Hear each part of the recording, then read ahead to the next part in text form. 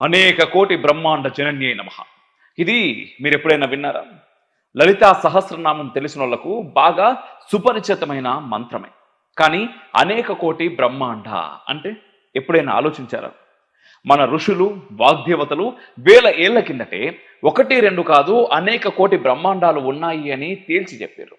ఒక బ్రహ్మాండంలో భూమండలంతో పాటు భువర్లోక, సువర్లోక, మహాలోకాది ఊర్ధ్వలోకాలు ఉంటాయి. అలాగే అతల వితల తలాతల రసాద తాలి లోకాలు కూడా ఉంటాయి. పాతాళం అన్నిటికంటే చివరిది, చీకటిది. ఇదంతా మనలో చాలా మందికి తెలిసిందే. నిజంగా మన పెద్దలు చెప్పింది నిజమేనా?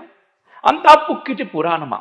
తెలివి లేని వాళ్ళు చాలా కాలం ఎవరో పని లేని ఋషులు అలా రాసుంటారని అనుకున్నారు. కానీ ఆధునిక సైన్స్ అంతరిక్షాన్ని అన్వేషిస్తున్న కొద్దీ మన వేద పురాణ ఇతిహాసాలు చెప్పిన వర్ణనలే అంతకంతకు నిజమవుతున్నాయి.